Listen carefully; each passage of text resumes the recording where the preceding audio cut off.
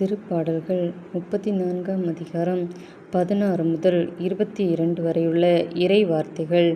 ஆண்டவரின் முகமோ தீமை செய்வோர்க்கு எதிராக இருக்கின்றது. அவர் அவர்களின் நினைவை உலகில் அற்றுப்போகச் செய்வார். நீதிமான்கள் மன்றாடும்போது ஆண்டவர் செவி சாய்க்கின்றார்.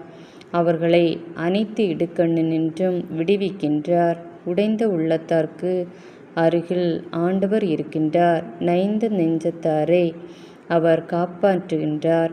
நேர்மையாளருக்கு நேரிடும் தீங்குகள் பல. அவை அனைத்தினின்றும் ஆண்டவர் அவர்களை விடுவிக்கின்றார். அவர்களின் எலும்புகளையெல்லாம் அவர் பாதுகாக்கின்றார். அவற்றுள் ஒன்றும் முறிபடாது. தீயோரை தீவினையே சாகடிக்கும். நேர்மையாளரை வெறுப்போர் தண்டனை பெறுவர். ஆண்டவர் தம் ஊழியரின் உயிரை மீட்கின்றார். அவரிடம் அடைக்கலம் புகும் எவரும் தண்டனை அடையார்.